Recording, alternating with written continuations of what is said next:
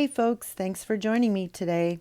So in today's tutorial, we're going to be completing the next moon or full moon in the full moon series. So I drew a circle on with my compass, and now I'm using a template to draw a moon or the circle for the moon, just to be a little bit off to the side. I painted my rock completely black as my base coat, and now I'm painting the moon part completely white. So these colors are from DecoArt. They're black and white. There's nothing special about them. I use them quite often when it comes to doing the base coats of things. They have really good coverage, and I just really like how they end up showing up after I've resined them. So they're really, really good for using for that. And I use them for mixing as well when I mix paints if I want a lighter color or darker color. So now I'm putting in all of those little pieces of the moon that you see when you look at it. You have your dark sides and your bright sides. And I'm just being very random. I'm not worrying about if it blends in nicely or anything like that. And I'm using, I believe it is Cape Cod blue. Um, it's made by Delta. I will have all of the colors and the brand names that I use listed in the description below. So if I do mention or forget to mention any of those that paint colors that I use, they will be listed in the description below.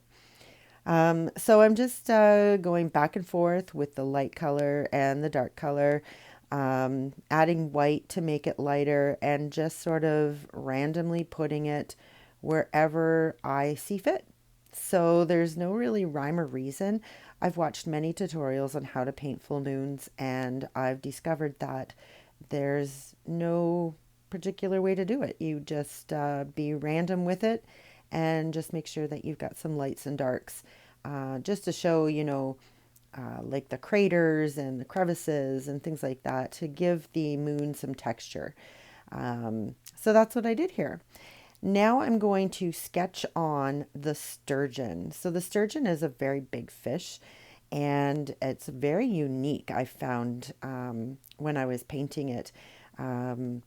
I just thought it was really interesting, to be honest with you. So I'm just using my General's charcoal pencil, and I'm just sketching it on to give myself some outlines, and I'll put in all the details after once I start painting it. So I love using the General charcoal pencil because it erases so easy, especially if you've painted your rock black and let it sit and dry completely. So what I usually do is I paint all of my rocks black once they finish drying after I've made them, and then I just grab one when I need to use it. So it's been dried for, oh gosh, I would say probably a minimum of 1 week, if not longer. So the General's charcoal pencil just wipes off really easy with a damp cloth. You can even use an eraser to take it off, or just paint over top of it. Either way that I've mentioned, or any way that you've tried and works. Just keep doing that. But it's a very simple, easy way to have your guidelines on there. But it's just to give you just that, got some guidelines, and you can go and tweak it as much as you want to after you've started painting. So I'm painting the top of the fish. I believe it is Tide Pool Blue, and I'm using that for the top part.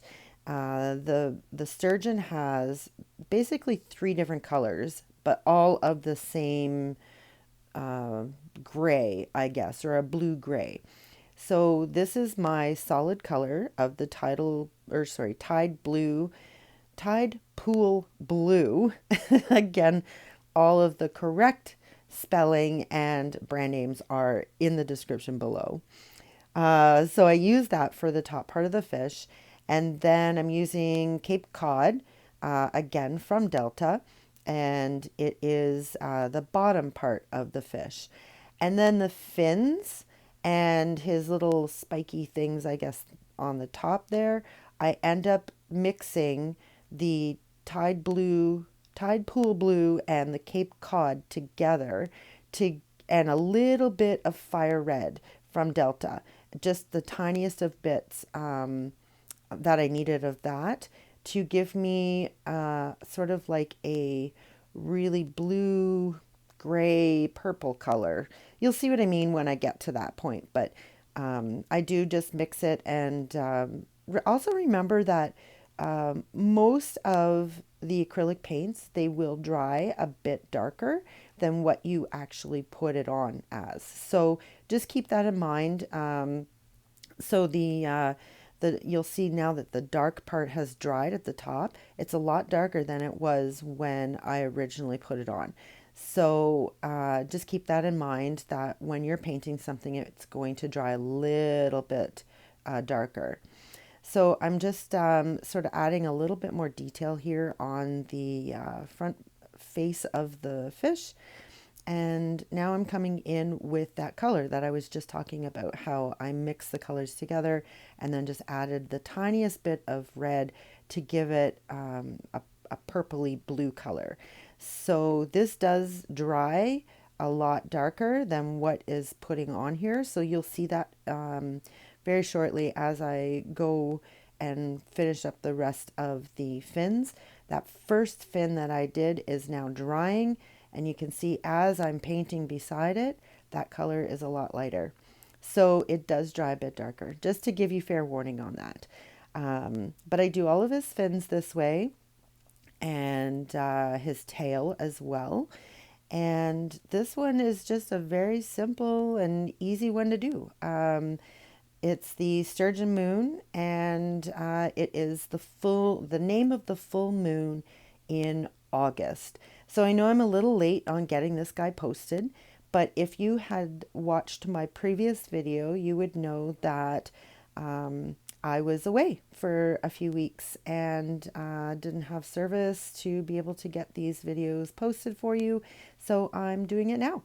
And right after this one, there's going to be the full moon of September. So that one will be coming out very shortly as well. And it's called the Harvest Moon. And I'm going to do something that's a little bit more of an indigenous tradition, I guess. And I'll give you some information on that when I post that one. But we're working on the Sturgeon moon right now. So I'm guessing, I didn't really look it up, but I'm going to guess that it's called the Sturgeon moon because maybe this is the time that is the best time to catch the sturgeon fish, or maybe it's when they are spawning and they're coming back. I'm not exactly sure, and I do apologize. I should have looked that up before I posted this video so I could give you that information. But regardless, it is the Sturgeon moon for August. So that's what we're painting. So now I'm just not worried about how messy the fins look or those little spiky things look because I'm now coming in with my fine lining brush and I'm fixing everything up.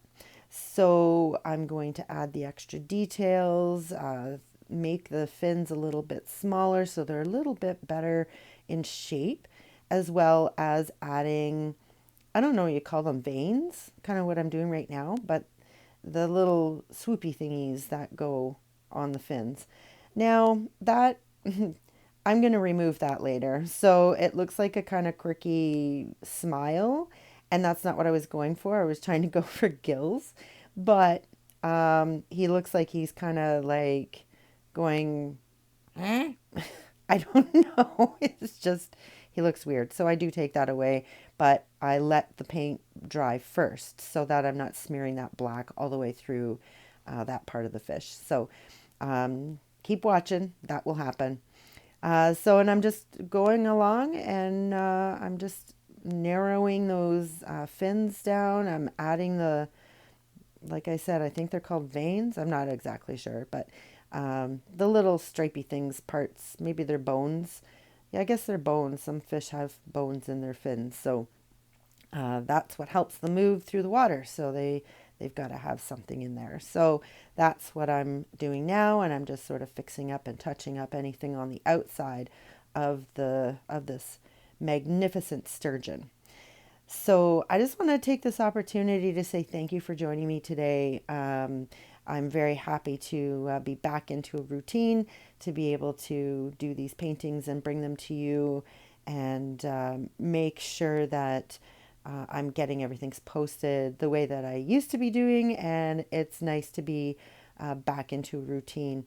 Weather's starting to cool down, and I'm sort of very happy in my happy place, and working away on things for craft shows and prepping for all of that kind of thing, as well as bringing you guys tutorials. So if you like the video, make sure you give me a thumbs up. And if you're new to my channel, please make sure you subscribe and ring the bell, because it'll give you a notification every time I post something new. And I would love to hear your comments. So if you have something that you want to say about the fish, maybe you know a little bit more about why it's called the sturgeon moon, or if you have a suggestion of something that you would like to see me paint, the best place to comment on that is in the comments below. And I do read them all, and I do my very best to answer them all, so that I get sort of in touch with you guys. You are my viewers, and you are the ones that give me the inspiration to continue to post videos for your viewing pleasure. And I just want to say thank you. This is my way of saying thank you to you, is by continually bringing you tutorials. So now I'm using just white paint, and I'm putting on these little diamonds that are usually on the side of the sturgeon fish. And I just thought they looked really, really cool. And so I put them on there. And it kind of makes the fish look very royal, I guess. To me, it does anyways. I really, really like how it turned out, and I'm very impressed. There goes that gill that I was trying to paint, and it's gone now. So I just it didn't look right. It kind of looked like a smile rather than a gill. And I'm just rounding off his face a little bit to make it look a little bit more aerodynamic, or I guess it's not aerodynamic because he doesn't fly in the air. He flies in the water, so more nautical. No, that's not right. I don't know. It's just so that he can swim a lot faster in the water.